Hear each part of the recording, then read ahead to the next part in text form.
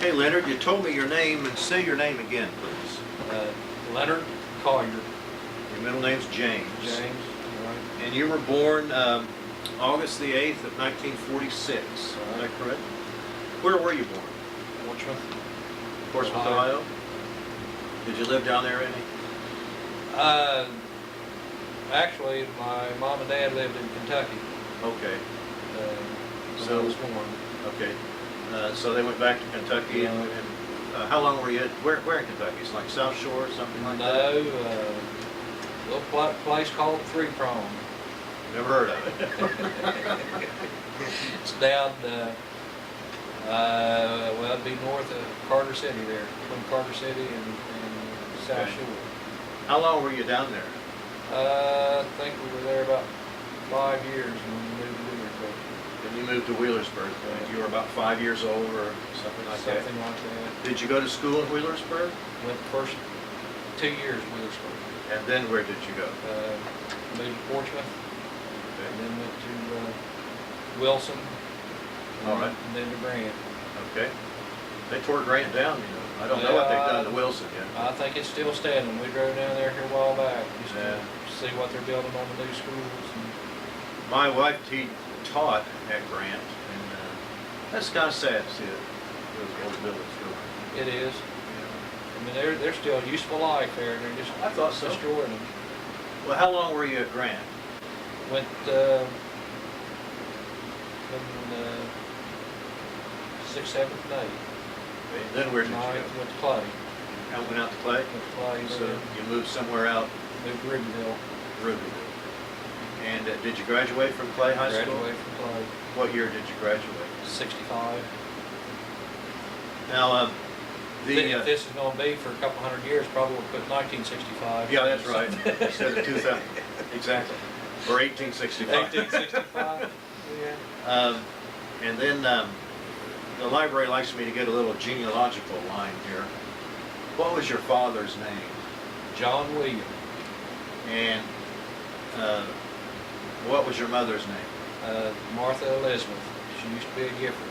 Gifford. Giff. O-R-D. Now, what was your father's parents' names? His dad was Paul, and I can't remember Grandma's name. If you remember it, just say it whenever you remember it. Ain't that awful? What's that mean?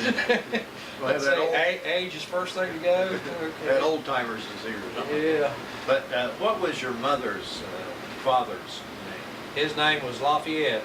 Lafayette Gifford. Yeah. And I never did know my grandma on her side. Now, where were your grandparents from? Grandpa Collier was from Kentucky, and Gifford was from Portsmouth. Okay. And were they all three-prong area people? Around Carter City. Around Carter City? So if somebody wanted to trace back, they'd go to the courthouse and down in Carter City and look. Right. Has anybody in the family ever done a family tree that you know of? Not that I know of. Now, going the other direction here, how many brothers and sisters do you have? I've got 2 brothers and 8 sisters. Well, I'd like to see Thanksgiving. Oh, what did your father do? He used to work at the Ohio Stove Foundry and we got hurt. Okay. And he's worked a few construction jobs off and on, but ways back and his legs was, he was Okay. wasn't able to work much. Now, do you have any children? Got 3. And what are their names? Got a girl, she was born in 1970, her name's Lori Jean. Lori Jean what? Collier. Collier. Is she local or? She lives in Medford. Lives in Memphis. Then my second oldest is Leonard James II. Okay. He was born in 72. Where does he live? He lives in Medford. Okay. And then the youngest one is Lyle Joseph, and he lives in Gulfport, Mississippi. Oh, okay, right. We were talking about that before. So was he in the Hurricane Katrina? The only information I've got about him is that the house he was living in has got some damage, but it was still standing. So You think he's in Iowa? He works for Chevron, you said? He did. He started driving a truck for a fellow down there until Chevron opens back up. Now, do you have any grandchildren? Jody has one. Her name is Your grandchild's name? Emily. Okay. Ain't that awful? She will be. See, she was born in '95, so she'll be 10 years old in Okay. January. Okay. And then I've got 3 step grandkids. Okay. The oldest one's 18. That's Jessica Perkins. And then we got another one that's she's 4, Mallory Dora. She tells your name too. She's got to put that Dora in there. And then the youngest one's 2 years old. Her name is Amber Rose. I got her name mixed up with them. Do your sons have any children? Just the youngest one, Okay. What's the child's name you said? Emily. Emily. Now, okay, then you graduated in '65, and what did you do after you graduated from high school? I went to Columbus and got a job driving a truck until I was drafted in November of '65. So you were drafted into the Army. Right. Remember the day you were drafted? Well, I went in the 2nd of November. And how'd you feel about being drafted? I was too dumb to know. They got a letter from the Selective Service Board, said to report, and I thought, well, what's this all about? And I was dumber than a box of rocks. So done what I was told. And where did you report to? In Columbus? No, went to Ashland, Kentucky. All right, Ashland. And when you reported, were you able to come back home, or did they take you? No, out? went right to Fort Knox, Kentucky. Is that where you did your basic training? Right. How long was your basic training? 6 weeks. Or was it 8 weeks? I can't remember. It's either 6 or 8 weeks, whatever. Okay. Was that a new experience type of thing for you? Yeah. Would be for everybody. I was at Fort Knox too. Remember Ireland Army Hospital? Ireland. That was the name of the hospital. That's where I went. Never had a visit. Good. Good deal. And after Fort Knox, now that's your basic training. Right. Where did you go then? Went to Fort Polk, Louisiana. And what's down there that you went there for? It was clerical school. They taught me how to type and do paperwork. So, how long was that? That's what you call your AIT? That was 8 weeks, I believe. Okay. And now after Fort Polk, what was that like at Fort Polk? It's pretty nice, really. Really? Kind of wet down there, but it's all right. Fort Polk is in Louisiana. In Louisiana. And when were you discharged from the Army? October 13th, '67. What was your rank when you were discharged? E5. You moved up pretty quick there, really, didn't you? Right. Okay. So they knew a good soldier when they saw one, right? Well, yeah. I guess. Right place at the wrong time. Now, after Fort Polk, what happened? Went to Sam Houston, Texas. Military unit, or with a medical unit, and shipped out from there to Vietnam. Now, how long were you at Fort Sam? Let's see, in February, March, and April. Left there the 15th of April. What were you there for? I mean, you've been trained as a I was trained as a clerk, went there, they taught me a little bit about being a medic and a clerk, and we loaded equipment on rail cars, and next thing I know, we was going to Vietnam. Had no idea where it was, never heard of it. Never heard of Vietnam? Never heard of Vietnam. In Fort Sam Houston, that's in San Antonio. Did you get out in the city and that sort Yes, of did. thing? Did you go to Like the to Alamo? go back someday. Yeah, I went to Alamo. Yeah. They had this little, like a canal system. Mhm. Take boat rides and whatnot, you know. Used to go down there in the evening. There's a little place there where we used to go to get Mexican food, and then Yeah. we'd go ride to the boats. I was stationed there too. Oh, were you? Yeah, and I like San Antonio. I liked it. Yeah. I'd like to go back someday. Just to, Now, when you before you shipped out for Vietnam, did they give you any leave? came home for 7 days, I believe it was. Okay. And what was that like being at home? Did your It was being at home? being at home, I reckon. Home cooking finally. Yeah. Your mom and dad worry about you going to Vietnam? Did they know where it was too? What was going on? I'll tell you, I don't know. I really don't. I mean, they didn't seem concerned about it or anything. Okay. Did you have any brothers that had gone, or are you the No, oldest? I'm the oldest. You're the oldest. I was the oldest.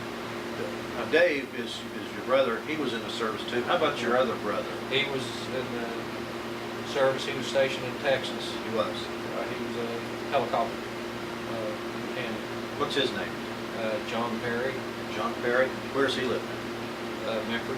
Okay. Got a lot of Medford people. A lot of Memphis, yeah. A lot of Falcons. So now you're 7 days at home and getting ready to go to Vietnam.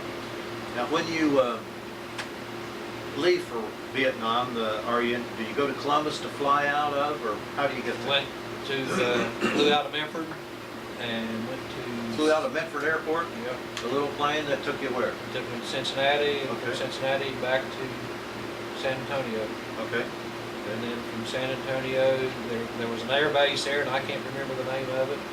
Lackland. There's several really.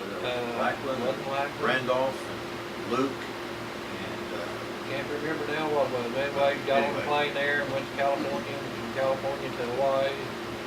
where in California did you? It was just for the day there. We landed there and refueled. Had to change an engine on the airplane. Okay. Then had to go back and change an alternator. That sure increased your confidence. Yeah. Went to Hawaii, landed in Hawaii about midnight, blew 2 tars. This isn't starting out well, is No, it isn't. it? How long were you in Hawaii? Probably about 8 hours. 6 to 8 hours, I can't remember. You were able to get off the plane, Oh, though, yeah. stretch a little bit. Of course, you couldn't have gone anywhere. Can't go anywhere. I mean, here you are with military gear and all that. You know, Okay. How long is the flight from Hawaii to, where did you go next? Vietnam directly? No, went to Guam, and then from Guam to Tonson Air Base in Vietnam. So you land in Tan Son Nhut, and I've had people say that the first thing, as soon as the door opened, the first thing the impression is about Vietnam is the heat.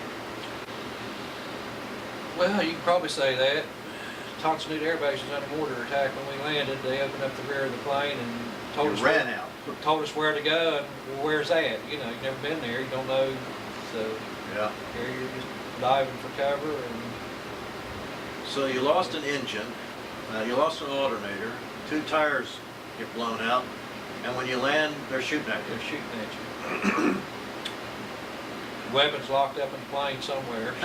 where's my rifle? And well, what did you do? It sounds confusing. A bunch of us, there was a bunch of trucks parked around there, and we dove underneath the trucks. Okay. And from there, finally it quit, and they took us into a building there and got us situated. Okay. Ended up, first year I was in Vietnam, we were stationed at a little French villa right in Saigon. Oh. The American government took it over, and that's where headquarters was at. When you say the first year, were you there for more than I one was there for tour? 18 months. 18 months. And were you attached to a unit, or what? I was with the 44th Medical Brigade, which done all the administrative work for all the medical units in Vietnam. Okay. And which was attached to the First Logistics Command, which was the name. what was your MOS?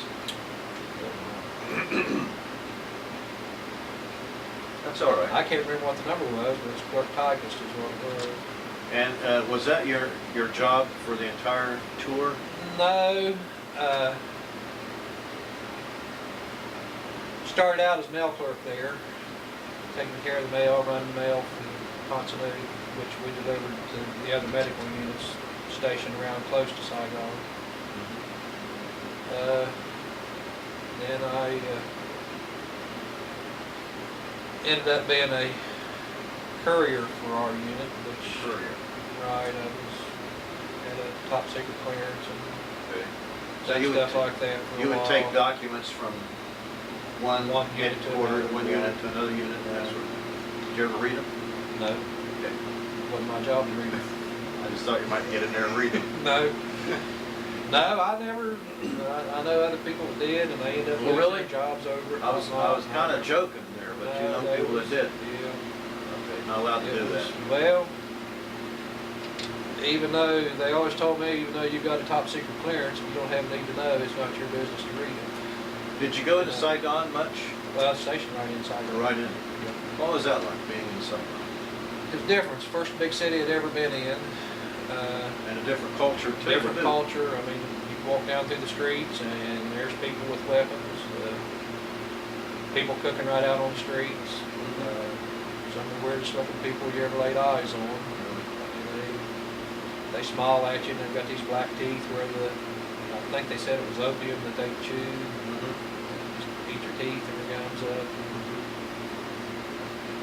I mean, it's altogether different culture than what we're used to here. Now, after you were a courier, you were in the mailroom and the mail delivery. What else did you do? After the first year, I transferred to military history. Really? Right, 27th military history, which was just a two-man unit. You and some other guy? Me and a CO. Matter of fact, his name was McPherson. Oh, I okay. started saying McHenry, but it was McPherson. What was his rank? He was a major, A major and one NCO. and that was the history department where That we took care of all the medical units in Vietnam, located field hospitals, made sure they kept certain records. You know, that sounds interesting. It was. I got to see a lot of Vietnam. I flew from one end of Vietnam to the other. Really? Just, yeah. What were you doing? You say you flew from one end. Would you go out and take records or take information? Just take information, make sure each unit kept certain information. And there was a few times there that we done some high altitude photography for locating field hospitals.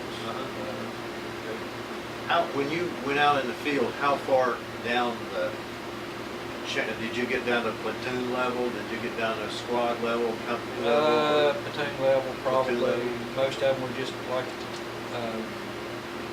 few dispensary areas, you know, that took care of basic needs. Most of it was like field hospitals. How long did you do that job? 8 months, 6 months. 6 months. You and the major have a good relationship? Oh yeah. Yeah, There's two of you. I told him what to do, and he done it. That's the best relationship that an enlisted guy could have. No, we had whatever needed to be done. If I needed to go somewhere, there's no problem. Was he a historian in civilian life? Well, not what he done in civilian life, I don't know. Okay. But that was his job in the Army? That was his job. That really sounds interesting. Now, then what did you do?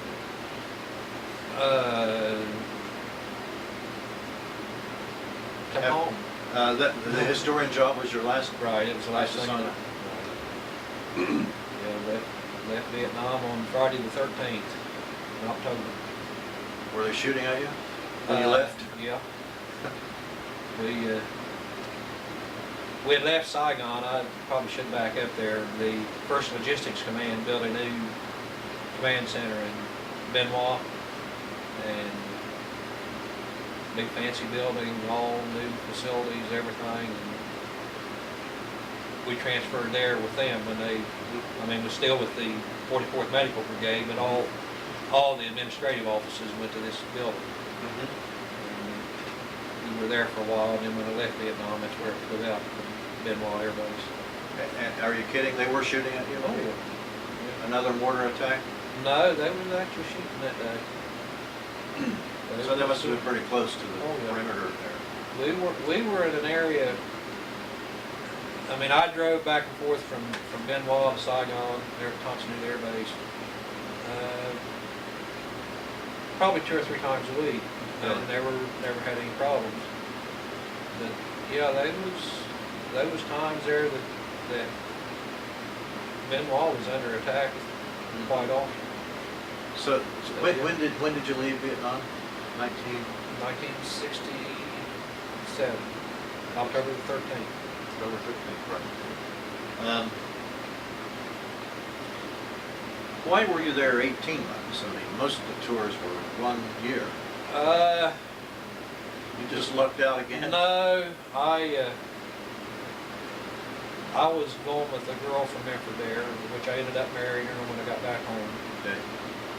She had a brother that was stationed in Fort Sill, Oklahoma, in an artillery unit.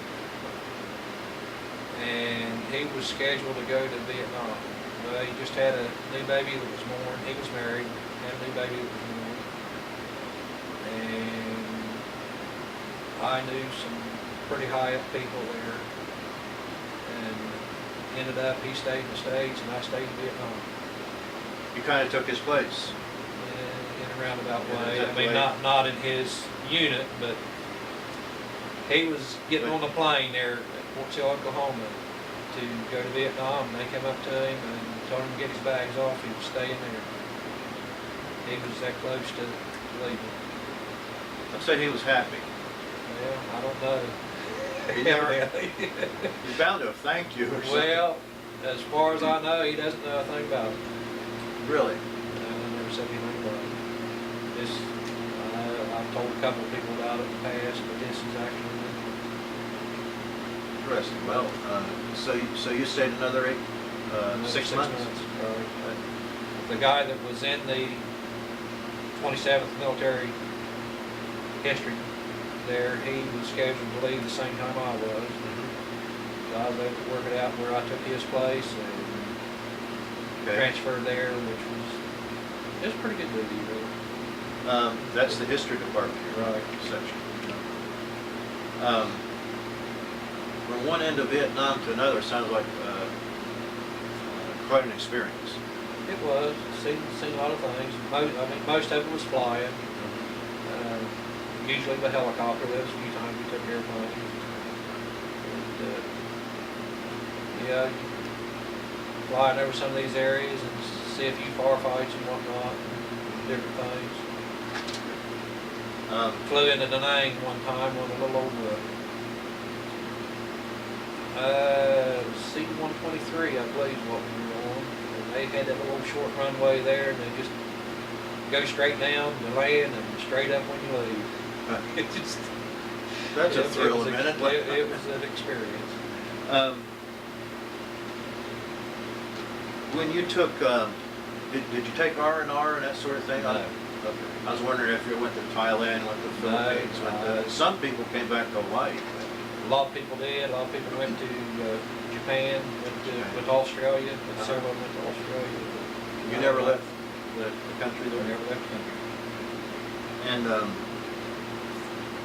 what was your impression of Vietnam? Was it I know there was a war going on, but what about the people and the culture? The and people, country? the ones that we were around, well, just like the villa we took over, we had Vietnamese, you might as well call them servants. They had maids that done their laundry and kept the place clean. Even had Vietnamese that was security guards at night. They walked the perimeter and whatnot. Most of them seemed to be pretty nice people. They were friendly.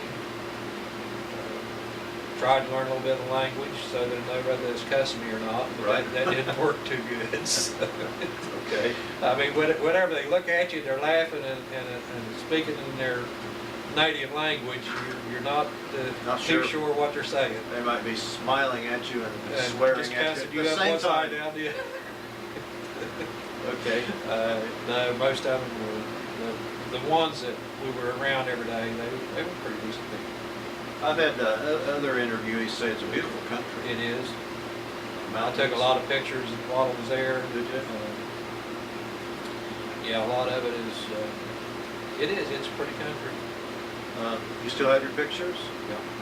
You still have your uniform? Yeah. Can't wear it. but That's what I still asked got you. it. It's, What decorations did you get for all that? got the, got a couple good conduct medals, the Vietnam Service Medal and Vietnam Campaign Medal.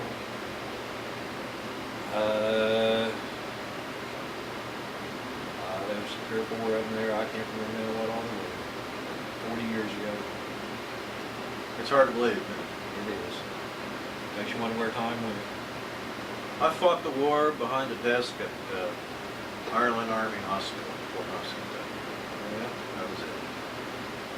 I went to Pennsylvania and Texas and Kentucky. But, yeah, that was 40 years. Yeah,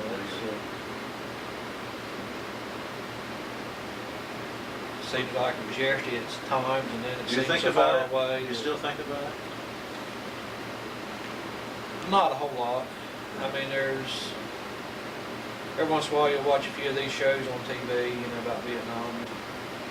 Just like here a while back, there was a program on Discovery Channel, Yeah. and it showed the headquarters there, First Logistics Command, where we went there. It was all new buildings, and they showed it there, and there was weeds growed all up around it, windows all broke out.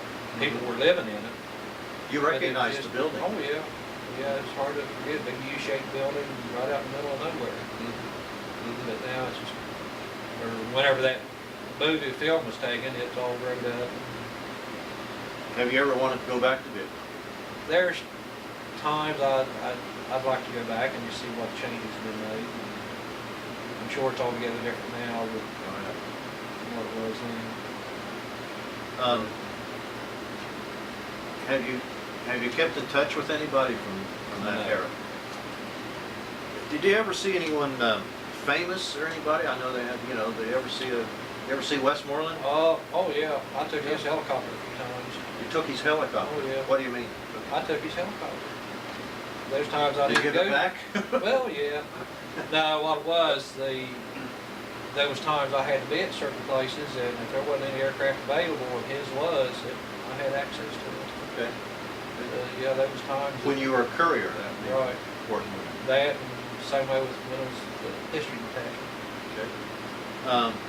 So you did see Westmoreland. Oh, yeah. He died a few months ago. I didn't know that. Yeah. Anyone else ever see? Did they have any entertainment stars come through there? Yeah. Who do you remember? I Bob remember Hope came through there. I didn't see him. Nancy Sinatra was there. Oh. She was there in Saigon one time. And I'm sure there's probably others, but I don't remember. Okay. Stuff like that I wasn't interested in or whatever. When you came back, did you retrace the route? Go to Guam, go to Hawaii, go to? No, sir. Left Benoit Air Base there, got on a Braniff jet, and came right straight into California. That's a long. 13-hour flight, if I Right. remember right. And what part of California did you fly to? I don't remember the name of the town. Oakland? No, it wasn't Oakland. It's wherever they brought you back to and give you your final pay and. Were you send home. discharged right there? I was discharged right there. I can't remember. I probably dig up my discharge papers and probably have it on it. I want to say San Diego, but that don't sound right either. Long Beach? That wasn't Long Beach. When you get off the plane, what did that feel like being back? It felt pretty good until I got in that cab going from the airport to the headquarters there where they Wow. process you out. Why is that? got this cab, and this guy run down the highway about 90 miles an hour after you've been used to running 35 or 40. Uh-huh. And him whipping in and out of 6 lanes of traffic. Did you have your I mean, I like driving like it, but I don't like being in the seat with someone like it. You'd rather be behind the wheel. I'd rather if be you got behind the wheel, yeah. Did you have your uniform on at the Oh, time? yeah. Did you have any problem with any civilians? Didn't have any problems. No. The only problems I can actually say is when I left California, I was supposed to have a direct flight into Columbus. Ended up having to go to Chicago. Left Chicago, got into Columbus about midnight. I tried to get home. There was no flights leaving Columbus. For Minford? For Memphis, there was no buses. I tried to rent a car, and they wouldn't rent me a car because I was in uniform. Why wouldn't they rent you a car? Because you were in uniform? That I don't know. There was nobody here to call to come and get me. Mom and Dad, they had no way of coming after me. How'd you get home? And when did you get home? I got into Columbus about midnight, which would have been Sunday. About 7:30 Sunday morning, I got on a plane going to Cincinnati because I knew at 1 o'clock there was a bus going out to Cincinnati coming to Portsmouth. Mm-hmm. Did it work out that way? Yeah. So got to Portsmouth and then ended up walking Parkway and Walking ended up to getting where? to Rubyville. Did you have your uniform on? Yeah. Yeah, because that's all I had. They lost my baggage and I had nothing else but the uniform. And you got a ride though, I ended up getting a ride to Rubyville. Got there probably 5 or 5:30 that night. Then ended up catching a ride with her family went to church Sunday night when I got home. Yeah, it's a long time ago. It was a long time ago. And so here you are coming in around 5 or so in the evening and nobody's expecting you. Well, I don't know if they was expecting me or not. I think they were, but I don't remember. Called them ahead or something, did you? Was you expecting me? That's awful. No, I really don't know if it's expecting me home or not. Anything else you'd like to say, Leonard, about anything? Would you recommend the Army? Oh, yeah. I think Would you? I mean, I went in just a snot-nosed kid that didn't know nothing. Yeah, I think I grew up a lot while I was in there. Taught me a lot. Were you in any combat situations? Yeah, but I mean, it was As a historian or a clerk? just, What do you think about it all now? I mean, 40 years ago. And we lost. we lost, but we didn't lose. That's right. We didn't lose. We did what we had to do. We lost the politics. It's and it's going on today. You can't fight a war sitting behind a desk. Politicians are, well, they're just keeping that shut. You don't want people to hear this 100 years from now? Well, they'll know. It'll be history. It'll be history. Already is history. Iraq's gonna be the same way. Are you a member of any veterans organizations? Do you have anything else you'd like to say? I think I already asked you that 3 or 4 times. Yeah. No, I'm not much to talk, I reckon. There's times I think I'd like to go back, but just to see the country again. Well, thanks for everything you did. Appreciate it. Thank you. All right, that'll work. What's your wife's name again? Patricia. Pat, better call her Pat. She don't like Patricia. Have you heard these stories? Some of them. This is a girl that I went to school with at Clay. Uh-huh. We were neighbors there in Rubyville. Uh-huh. I ended up marrying Oh, no. You don't want me to do that? Okay, I won't do it. Anyway, I ended up marrying a girl from Medford, and we were married 27 years and divorced, and ended up marrying her. I'll tell you a little story about her. Okay. Back when we were in school, I called her up one day to ask her for a date, and then I wouldn't go pick her up. I was too big a coward. Really? You got the date and you chickened out? Yeah. Does that tell you anything? I don't know. What's it tell her? That's the thing. It's not me. Oh, Anyway. boy.